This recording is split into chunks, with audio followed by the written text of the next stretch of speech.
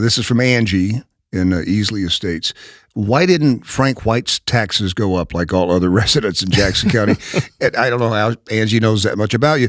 Also, when including his surrounding neighbors. Well, my surrounding neighbors went up more than mine. Randy Miller and Michael Seward on RandyMillerRadio.com.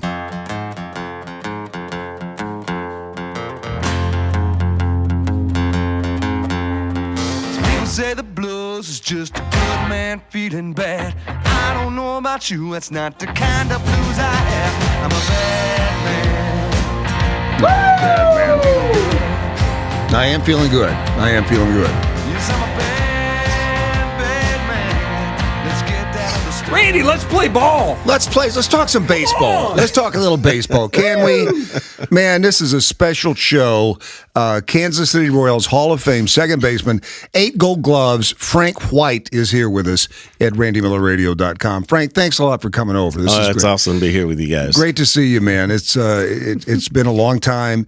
And and by the way, he's also in his third term as Jackson County executive. So there's that. Are there people you think that only know you as the Jackson County executive that didn't know you played baseball? I think there's more that know me as a baseball player than on the political side. Yeah, Yes. I think so too. I mean, just a couple of stats here. So ALCS MVP in 1980 after hitting 545. Are you kidding me? Incredible. Driving in 3 runs, lead the franchise to its first ever World Series. And during 85, I moved here in 84. So I thought, man, I guess the Royals just win the World Series every year. Right. And if I can interrupt you, 1985, this is for St. Louis, by the way, if you can read that. Still safe. Yes. Still safe. Well, That's talking about me when I got called out still in that yes, base. right. Oh, man. I mean, there's so many excuses from St. Louis. And by the way, the next game 7, what was the score?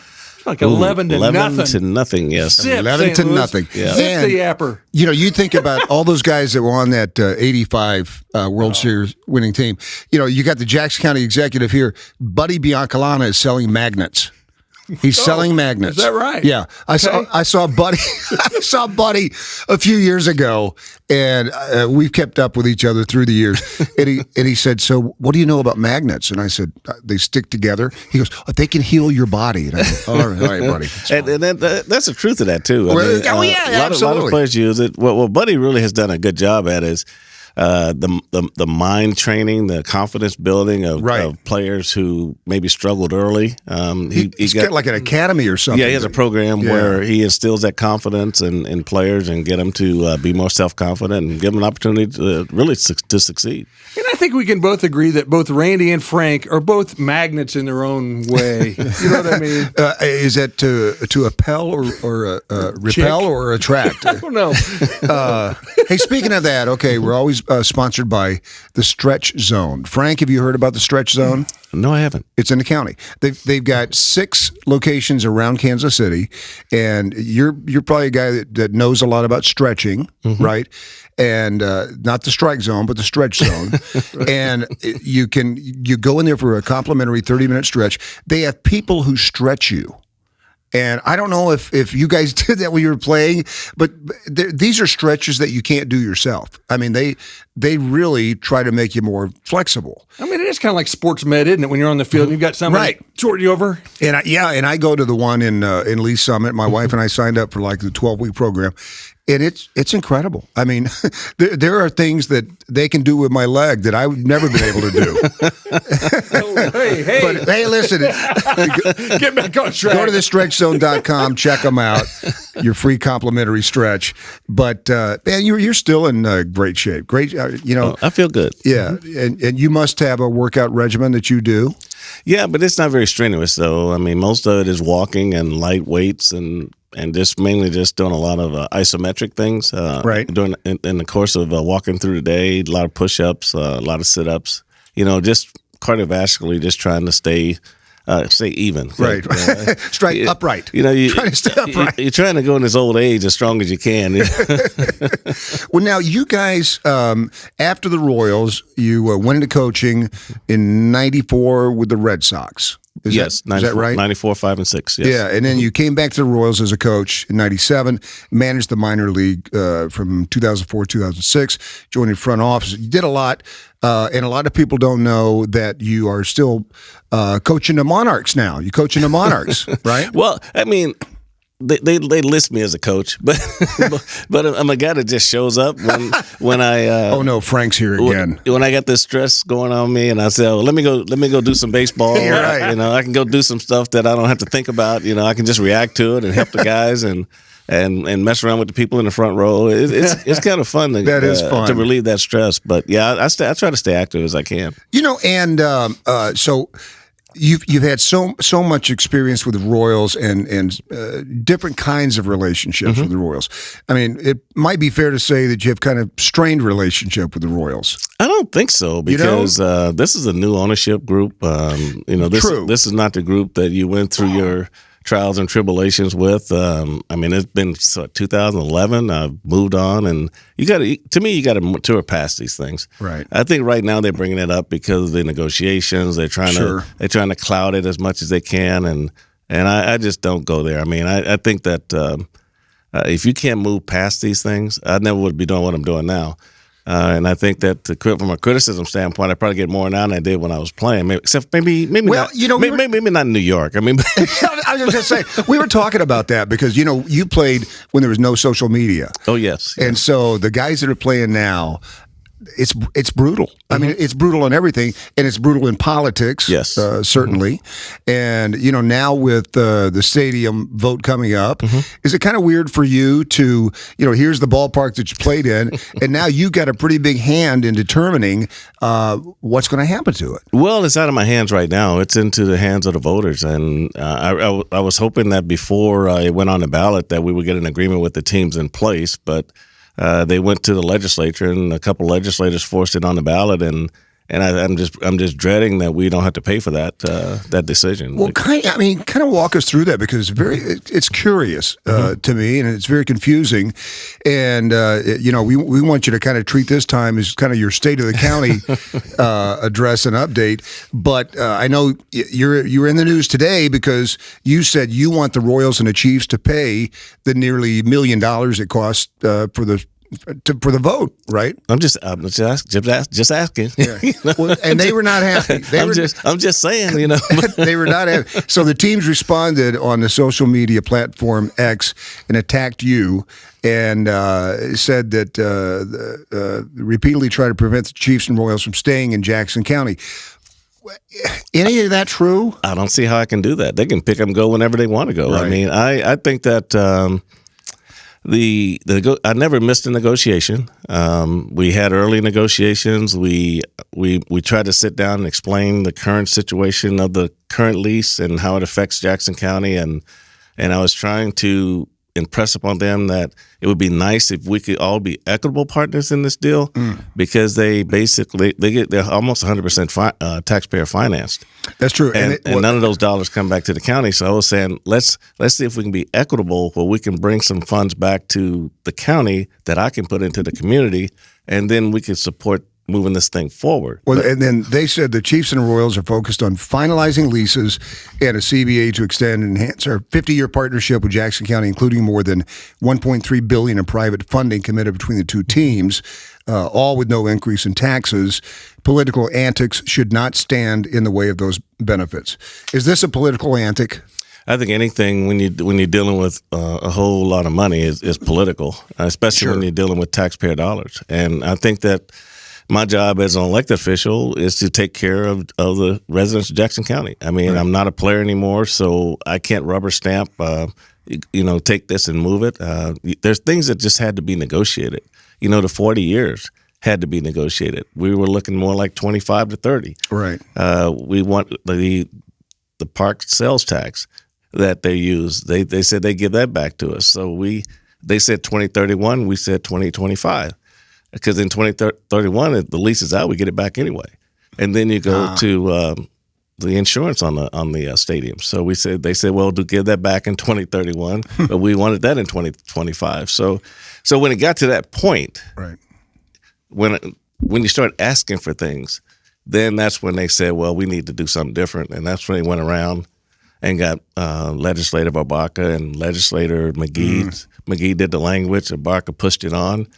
And I explained to them that if you put this on without an agreement, then you pretty much are giving the teams a blank check if this thing passes. So, and the thing that I don't like about it, it's kind of like making you choose, at least with the advertising that's out there, right, to say, if you don't vote yes, the teams are gone.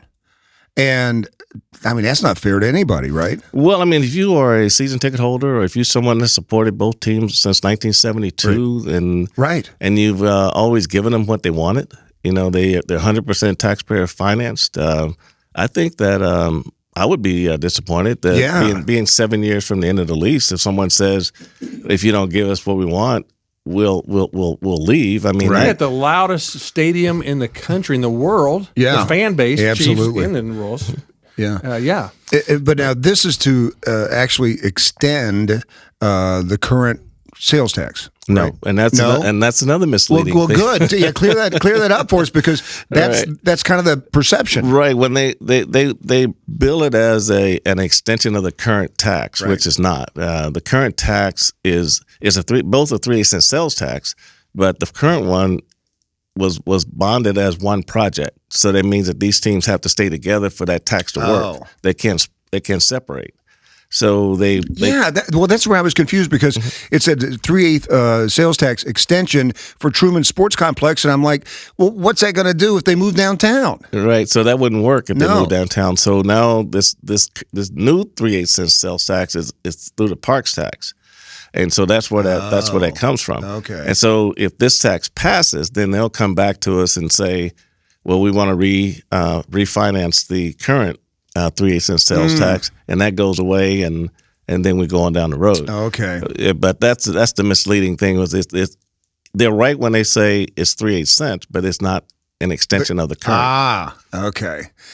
I mean, it's just so confusing. The advertising is confusing. The issue is confusing. Right. And I know a lot of people in Jackson County are just, they don't know what to do. I mean, it's really bad now, because early voting's already started, and people are either voting with their heart or they're just confused and may say no. I'm not sure, but I think it's just one of those things where they have to understand that 40 years of the current way this lease is set up, right, it's about $2 billion that they'll be giving away in those 40 years. Now, do you have a dog in this fight? I mean, in terms of what you would like to see? I just like to see this deal was messy from the very beginning. I'd like to see a good business deal negotiated the way it should be negotiated, right, and everybody knows what's going on. And when it goes to the ballot, everybody knows what they're voting for, just like they did in 2006. They had a signed lease in January. They put it on in April. It passed, and we moved on down the road. But in this situation, it's taking so many turns. I mean, They know they have to negotiate with the administration, and they started with us, and then they sidetracked us and went to the Sports Authority, and then to the legislature, and then they got a lot of our community leaders, developers, downtown folks, to really just come in and push it and pressure some of these young elected officials to go for it, and they went for it. And I think that if that had been stopped, I think that we'd been in a different situation. If the legislature had lined up behind me and we'd have stayed together, we'd have got an agreement. We'd have got a better deal for the county, and we could have moved forward from there. Well, like we were talking about, despite everything that's been said about Jackson County, you're in your third term. So something must be working. I mean, you must be making somebody happy, right? Well, I mean, when you have a county this big and you have so many different issues that pop up, some months you're going to be popular, some months you're not going to be popular. But I think it's like a ball player. Yeah, that's about it. Yeah. But I think the overall body of work speaks for itself. I think that I still stand by my integrity. I still stand by the fact that I don't go to work every day to figure out how to take advantage of people. I go to work every day to figure out how to help people, and I think that's always been my goal. That's why I got into this business, because I wanted to make a difference in our community, and I really think I have. Going through COVID, that was a trying time for us, and the county infrastructure is another. It's a challenge. It's old, and we have a small opportunity to make some difference. It's like we're able to purchase a new health department building in Lee Summit and make it more central to Jackson County. We were able to purchase a new building for the administration, to move the administration out of the courthouse because that's not where it should be. And we're having difficulties there because the legislature won't give us the money to finish it. We have it, but they don't want to give it to us. Really? Yeah, I mean, just getting them to see the value in taking care of your own house, and you can help your friends to a degree. You can help your buddies to a degree, but you have to take care of the people that work for the county. And I mean, they deserve. Can we build more libraries? There's like 1 million libraries in Jackson County. Every time you drive down the road, you see 9 more libraries. Nice ones too. I mean, incredibly nice ones. Yeah, coffee, donuts. I don't want to get into that. Oh man, I mean, they're beautiful, and they are, and we're proud of them. But I think the county itself's not building the way you think they're being built. But I think that I'm just fortunate enough to be able to point some people to the board and make sure that we can do the best things we can for the people that do business at the library. Well, and I think that, unfortunately or fortunately, I think that what people always key on is you're the executive. I'm the man. You're the man, good or bad. And I think people are kind of they don't understand the system. Number one, right. Mm-hmm. And when you explain some of the things in the background, all right, let's talk about this property tax deal because this has just been. I mean, there's just so much misinformation about. Oh my goodness. About it out there. I live in Jackson County. Mm-hmm. We had a guy move in on my street about 1.5 years ago. He put his house up for sale. Right after he got his property taxes. Mm-hmm. And I said, you just got here. And he said, I can't afford the property taxes. And so I guess, what are your thoughts on that? I mean, it's a great question. I think we all are cognizant of where we are in terms of property taxes and how it affects everyone in Jackson County. I think that the thing that we try to impress upon the residents is that the guidelines are coming from the State Tax Commission, and the assessor, even though I hired her and paid her, she still works. Not elected. Not elected. No, she works under state guidelines, and so she follows their directives, which they say that they want to bring property in at its true market value, and so they work hard to. They had to go out and see over 300,000 properties, and it took about 2 years to do. And are they going to get everyone right? No. Yeah. I get a lot of credit. I'll get a lot of criticism because they think I can go and change things. Right. And you listen to other elected officials; they tell them I can go change things, but I can do clerical stuff. I mean, I can fix a wrong address or someone gets double taxed or something like that. But in terms of changing values. There's only 3 people that can do that. That's the State Tax Commission, the Board of Equalization, and the assessor herself. Well, and that was one of the criticisms too, that you didn't get to look at all the properties. Oh, we did. Yeah, we did. Yes. And how do people know that? How can people feel comfortable? Is there any kind of evidence of that, or can you point back to? And there might be some outliers in there that maybe you can kind of explain. Because from us, when we watch the news, and you have somebody that's like, I own both of these houses. Mm-hmm. They're painted identical. They look identical. The lot's the same.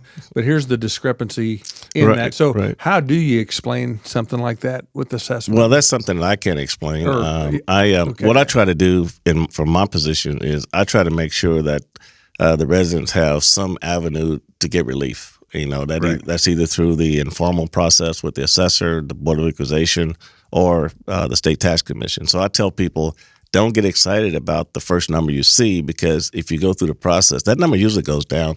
And I do know some people personally that happened to. Mm-hmm. And really your bill is not set until your taxing jurisdiction set their levies in September. So we just try to keep usually some elected officials will get together and they'll get out there and get people all hyped up and excited. And, they get them hyped up. Yeah. And so I say, well, basically to help these folks, you need to have them sign up for an appeal. Get the appeal signed up for, go through the process, even though it's not great to go through it.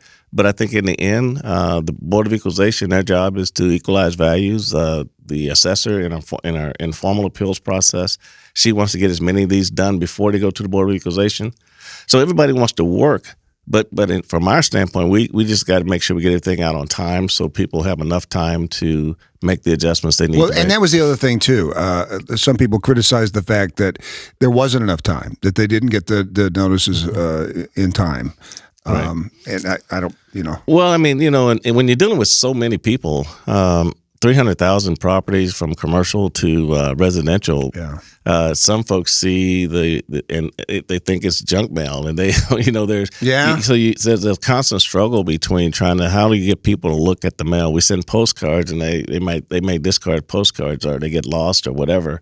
So we try to do phone calls. We try to do we do mailers, but. If you're gonna, there's some things that I was thinking about that myself, and I said, if you happen to be, say, in a nursing home, or if you see, or you had an injury and you in a rehab facility and you don't have anyone, right. But how do you do that? I mean, you want to be able to touch everyone that's got a residence that needs to be valued, but you're gonna miss some. But you hopefully that you can with them make a phone call, you can go back and you can help them out. So a lot of folks that have gone through, like 96% approval of when they went through. So you always, like I say, you're always going to have that small percentage that are going to. I haven't heard the 96% on the news. I have not What either. you see is the woman on the oxygen tank that's like, Right. I can't live here anymore.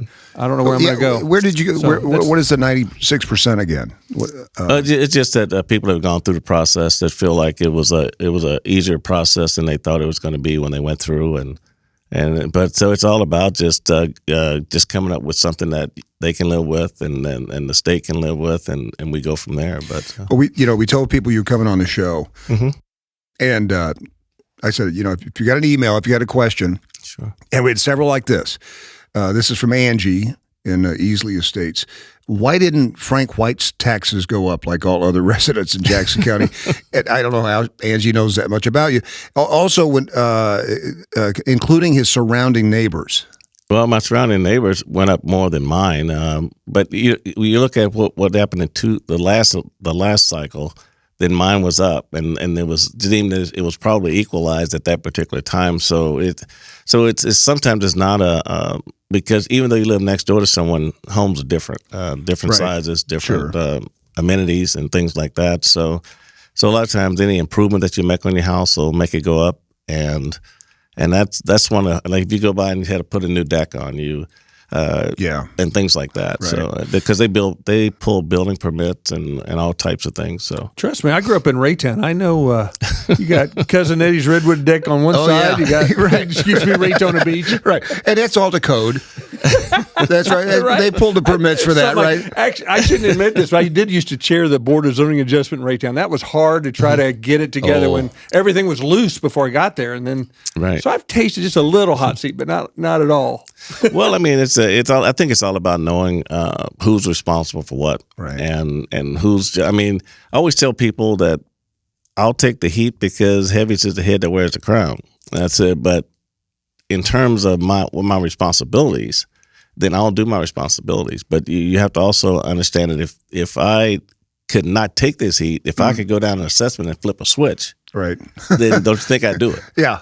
Right. Rather than take the heat from the elected officials or the residents that are upset, it's not that easy to do. I mean, even Olin Park. When you're out in public, do people come up to you? And do they yell at you? And do they say, "Hey, why did you raise my taxes?" I've had both, but it's just like you part of the gig. I don't not go out because that may happen. Right. I really feel like I do a good job to make sure people are informed, to make sure that like when they bring your meal at a restaurant, do you go, How much did your property tax go up before you put my plate down here? And Frank, keep in mind you're talking to Mr. Randy Miller. That's true. Believe me, I get it. I mean, I know a lot of that. But believe me, I'm glad there wasn't social media then too. I've got a house downtown Kansas City that went up 98%.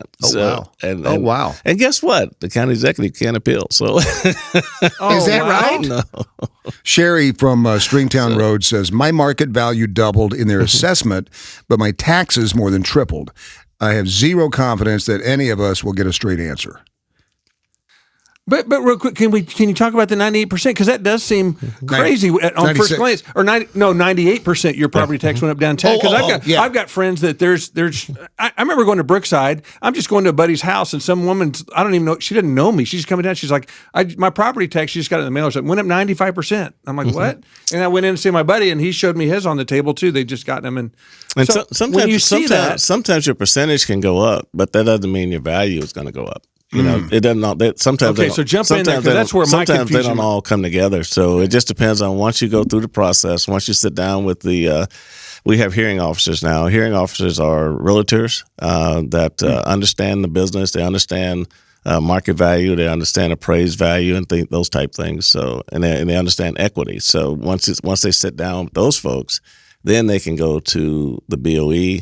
And for another opinion if they're not happy there, and then they can also appeal to the state tax commission. Well, I want to shift gears to just property tax in general, personal property tax. You mentioned processes. When is Jackson County, and maybe you're trying to make this happen, when can you drag them into maybe 1984? Because it's archaic. I mean, you talked about mailers. Are you kidding me with mailers? I mean, we do online also. Okay, but I mean, I got a personal story to tell you. So we get disregard everything that I think about property tax, which is why do we have it? Anyway, but I get my personal property tax. One of my vehicles is not listed on the form. So you know what that means? That means it used to, you can do it online if you have all your vehicles listed. One of mine, for whatever reason, is not. You used to be able then to go to Lee Summit or the Independence Courthouse and add that on. Well, now, for some reason, Lee Summit is not doing that anymore. Right. That's usually a municipality choice themselves. Okay. Yes. So now the only answer is to go to Jackson County Courthouse or go to Independence. And so my wife and I went there right before the end of the year. We get there. There's a line wrapped around the building. And we finally get in, and the guy says, "Oh, all the spots are taken today. You need to come back next week at 7 a.m." And I said, "Who can do that? Yeah. Who can do that?" I said, "Why?" And so we waited, and we even said, "We'll pay the penalty and the tax to wait." So we go there about mid-January. Same deal. Same thing. Yeah. Same thing. And they said, "You got to come back at 7 a.m. tomorrow." I go, who does that? Who do we talk to? I think I had to take my wife to Ophelia's and buy her a glass of wine just to calm her down.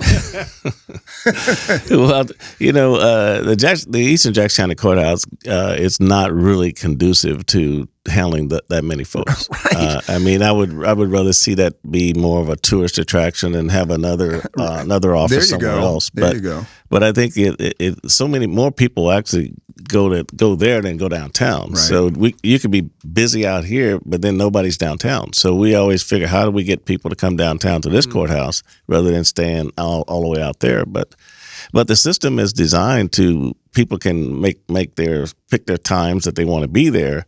And it fills up quick, and then we were dealing with the queue system. You can make appointments. Can you have text alerts and that kind of thing? Like, well, I don't know about text alerts. I know. Once you ride your dinosaur down there, right? No. The queue system is usually you can make appointments, and then if you think you're not going to make it, you can move it to another time slot. So now they're working on. No, we did not hear any of that. No, it may not have been up.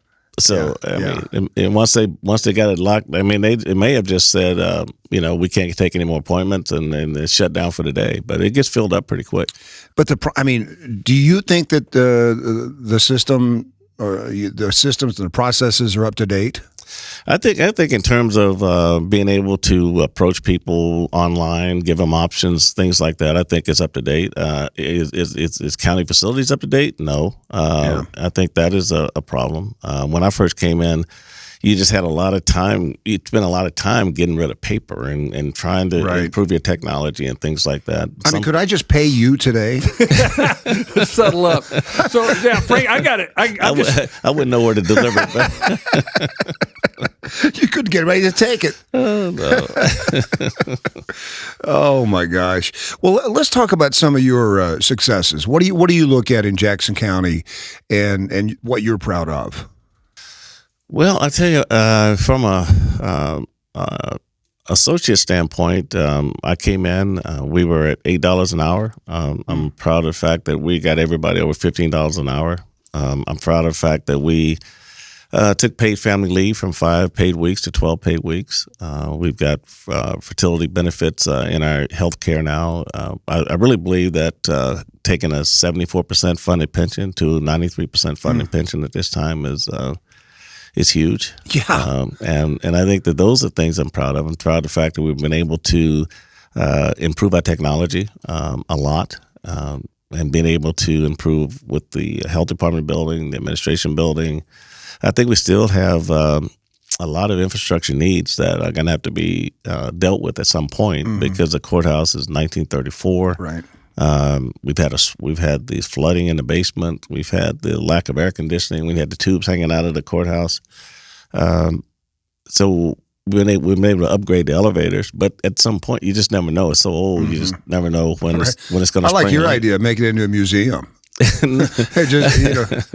No, I was thinking about the historic courthouse in Independence, though. Yeah. Oh, yeah. Absolutely. Yeah, it is a museum, and in fact, the people have been there since 1934. Right. But it's just frustrating, for a lot of, and I think a lot of people share that same kind of frustration. It is frustrating. I mean, I remember having to go to Blue Springs, and you could get your pay personal property tax and do it all in one thing, and one person can do it right in one terminal. Right. But everybody, those driver's license bureaus have gone more private now, and so everything's a little bit different.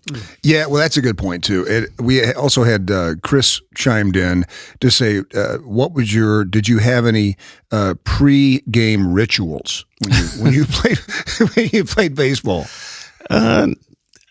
Probably, I used to at home. I would eat a frozen Snicker and a glass of milk before a game. Really? Yeah, that was one of my rituals at home. That's pretty good. On the road, it would probably be apple pie a la mode before I leave the hotel to go to the ballpark, something like that. Yeah. At the end of your career with the Royals, that's when Bo Jackson had just started. Yes, and then he was just announced in the Hall of Fame. Yeah, great. That was a great move. Wow, great move. Was he just a freak?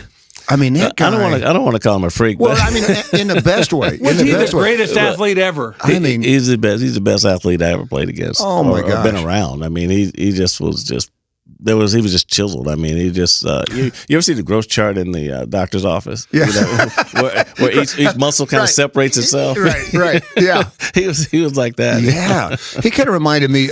As a kid, I was fascinated with Jim Thorpe. Oh yeah. And he was the closest that I've ever seen in modern times to Jim Thorpe that could do so many things.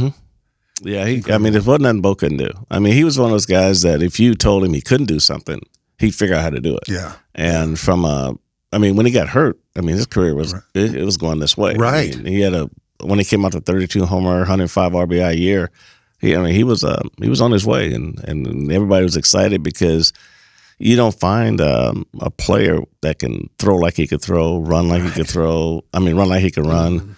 Hit like he could hit. I mean, you see outfielders now, they would dive for a ball and they'd slide 20 feet on their belly. Bo would dive and he'd tuck his shoulder and he'd be on his feet right away.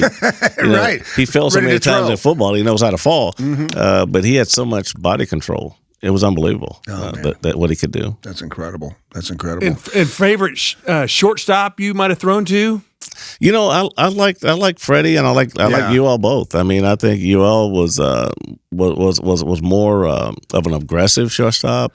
He was built very well, and And he was fun to play with. We were both academy players, and it was kind of nice to play with. Hey, talk about that for a little bit. I don't think a lot of people know about Ewing Kaufman's academy that he set up. But were you the first person to come through that academy? I was the first to make the major leagues. Yes. Yeah. And that's incredible. I was in the first class because your high school didn't have a baseball team. This. Oh, your high school didn't have a baseball team, right? No. You say the academy, I think of Paseo. No. What do you mean academy? That's all I know. In 1970, the Royals decided they were going to start this experimental baseball academy because the scouting system wasn't as sophisticated as it is now. Okay. So Ewing Kaufman wanted to see if he could find other players in a different way. So they held these tryout camps all over the United States looking for 50 guys, and they didn't have to be baseball players. They just be good athletes, and they bring in people to coach you. So you go to a tryout camp. I went to a 2-day tryout camp at Old Municipal Stadium. I had to tuck my boss into 2 days off. Wow. How old were you? Wow. I was 19. Okay. And then when I was selected to go to the school, I was about a month from turning 20, I believe. And so we didn't have high school baseball, so it was just 35 games in the summer, and you pray it didn't rain. And so, being a good athlete, basically what you're missing the fundamentals. And because you don't have that consistent fundamentals down to be confident that you can move to the next level. And so going to the school, we were on like a college schedule. We started in August. So it's like you think of competitive sports. It's kind of before its day, that kind of thing. Competitive league, right? I mean, we signed professional contracts. We signed for $50 a month and $48.50 after tax. Okay, and then we'd room and board, and we go to junior college in the morning, and in the afternoon we'd do baseball. And so it was intramural baseball games. We played local colleges, universities, but mainly it was just fundamentals. And then did you go to the farm system then, or? Right. I had to go, let me see, the first year we went through, and then we played rookie ball in the spring, and then we come back the next year and we had to try out for one of our minor league teams. Oh, wow. And so that wasn't really a problem for me because fundamentally I could play short, third, second. And so just to show you how fast it works sometimes, I was a month from turning 20 when I went into the academy, and I was in the big leagues at 23. Oh, wow. And so So it was just it was. But the first player to make it to the major leagues through that academy. Yes. Has there ever been a documentary or a movie made about that academy? I don't think so. I mean, that's fascinating to me. Yeah. And how Ewing Kaufman developed that system on his own. That's pretty cool. You talk about Lamar Hunt is legendary with the Chiefs. This is ahead of its time. But you probably couldn't do it now with the players' unions and things like that involved. But but it lasted 4 years, and Yoel Washington, he was in the 4th class, and myself, and you've heard of Ron Washington, who coach manager. So he was our catcher, and so Yoel just passed away. So I went to his funeral last weekend. That was pretty sad, but But it was just great to. Was that in like Arkansas, Mississippi? I thought I saw something. Oklahoma, that's it. Yeah. Okay. So Yoel and I, when we played in the '80 World Series together, we were the first all-black double play combination to play at the Miller in American League history. So it was a fun thing for us too. That's pretty cool. Well, because we're doing the Chiefs and Royals kind of thing. When I think of Patrick Mahomes and the way he contorts, you're talking about the stretch zone spinning. You got to think of Frank White and how you're able to twist your body to make the throws you have like no other. Wow. It's incredible. Well, because you had the double play record, didn't you? At some point, some season. I think there was probably a couple times maybe, but I never wanted to lead the league in turning double plays because I figured if you lead the league in turning double plays, you get a lot of people on base. That's true. You can't do like Ghost Runner, right? You wanted to be able to turn them when they came, but you didn't necessarily want to lead the league because you say you got too many people on base, man. I tell you, we got to win games. You keep by keeping people off base. So we were talking about wiffle ball earlier. Oh, I remember that. Yes, wiffle ball. And I mean, you must have played a lot of baseball as a kid to be up to that point to go to the academy, right? Well, Randy, we did some weird things when I was a kid. I mean, our folks would go to work and we'd go to the park and we'd play. We'd have a couple of baseballs and we'll beat them till the cover goes off. Then we'd take electricians tape them up. And play, I remember that. Play some more, and then we go up to the elementary school because they had the little fields on the asphalt, right? And so, so we all had sisters, and they all got dolls for Christmas. And so we just kind of watch them a little while, and as they comb all the hair out of their dolls, and then they quit playing with them. And then we just take the heads off the dolls, and we stuff and we stuff them with rags, and then we tape them up again, and we go place them. Oh my gosh! Oh man, that's funny. Man, I got to tell you how much I appreciate just what you were able to do, because I went to Royals Dream Week when I was 30. Oh my goodness! And I went to Royals Dream Week when I was 40. Wow, that was in big difference. That was in Florida, right? Yeah. Okay. Both.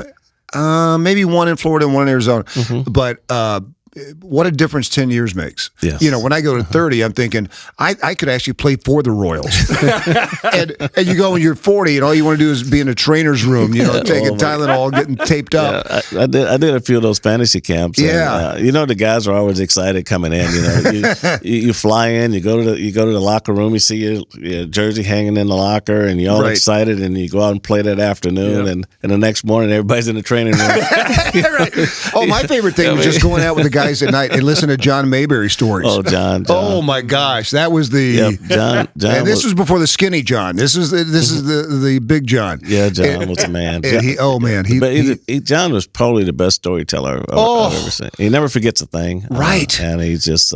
He was my first roommate in the big league. So is that right? It was a ton of fun. I got to tell you, when I went the second time to Royals Dream Week, I'd already got kind of a friendship with Pete Lecoq, and so Pete was managing for the first time. And there was a guy out in left field. I'll never forget it. And the guy's like, I don't know if he's 80. He might have been 70. But he's an older dude at the time. And these guys paid it's pretty big, $2,500, $3,500 to go. Oh, yeah. And so this guy's out there, and he drops a ball, and Pete pulls him. And I go, what are you doing? And he goes, hey, we're here to win, man. I go, he's here to win too, but he's paid $3,500. You don't pull a guy. And AO was the other guy, and he went over to Pete and basically said the same thing. What are you doing? Well, Pete's never managed before, so that's right. He didn't know how to entertain the customers. Oh my gosh. I will never forget. Pete came on. Oh, my God. I moved here in 84 and started work at 106.5 KCI. And Pete was one of the first athletes came on.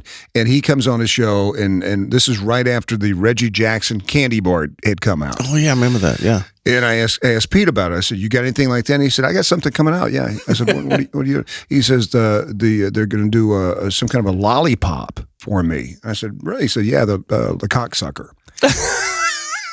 And we're I go, what am I supposed to do with that?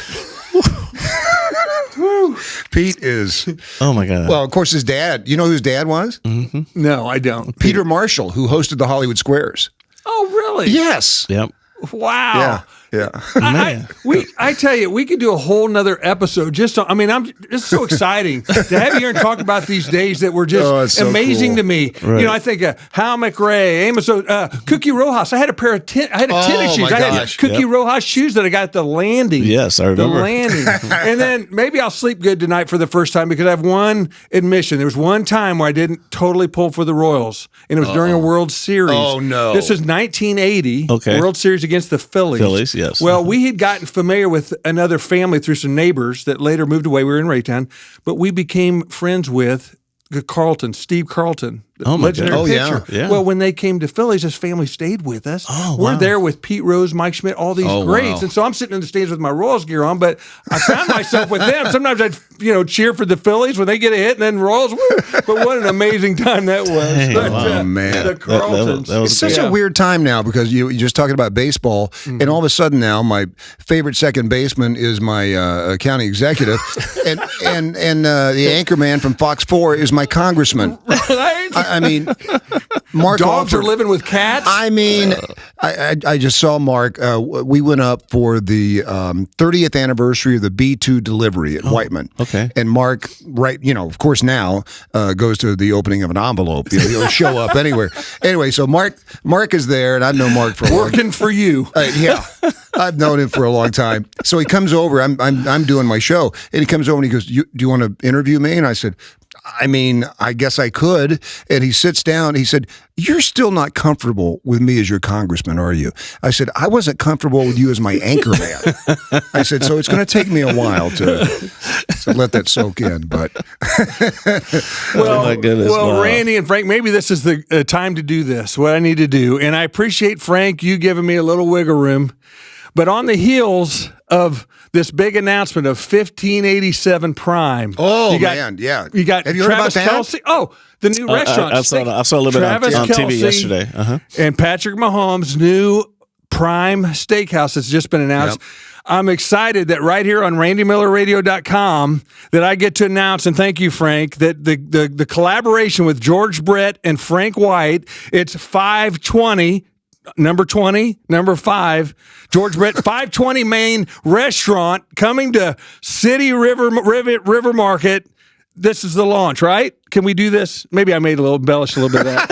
I'm hoping, but I was thinking if they can do 15, I know. Frank's looking at you. It's like where are we? We've gone off the rail. Frank looked at you like you're in the legislature. I know. Excuse me for that. I didn't have that buzz. But I was like, if they can do that, let's do a 520 or whatever number you want to come up with. Something 20. I'm a local official, but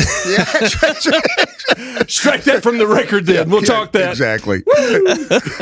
Good time. Oh man, Frank, that is awesome, guys. Thank you so much, man. Thanks for coming on. No, it's my pleasure, Andy. Really appreciate it. I really enjoyed being on your show. Tough job.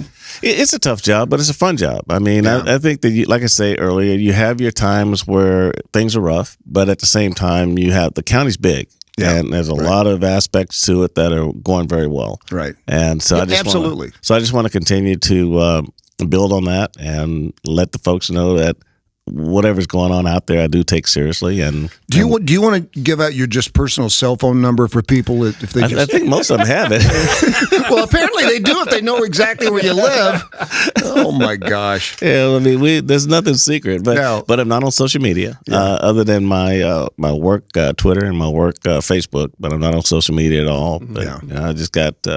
It's just not fun. You got a good team of people in your office, though, in terms of getting the word out and in response. So they do a great job. That's fantastic. They take good care of me. So well, thank you, Frank. Great to see you, man. Okay, Randy, you never know. Famer, Golden Glove at RandyMillerRadio.com. RandyMillerRadio.com. Oh my gosh! I lost it. That is the one. That is one right there. Oh my. I'm Dr. Glenn Glenshaw. And I'm attorney David Davidson. If you or someone you know has been injured in Kansas City on one of those bird scooters, let Glenshaw and Davidson give them the bird. We're on our way to the airport now! These seem really safe. It's fun. Help me! And how about property taxes, huh? We're declaring war on property taxes. We've been paying property taxes since we left Mom and Dad's house about 5 years ago. And speaking of property, let Glenshaw and Davidson come out to your house for a free vinyl siding estimate. Call now. Or we can recoup medical expenses from negligent homeowners. Shut up, Glenn. Glenshaw Davis did it all for me. After attorney's fees, I came home with almost $7. Thank you, Glenshaw Davidson. So the next time you need an attorney, who's also a doctor, who also rides a bird scooter, who can come out and give you a free estimate on vinyl home siding, and knows about your property taxes, call Glenshaw and Davidson. We do it all!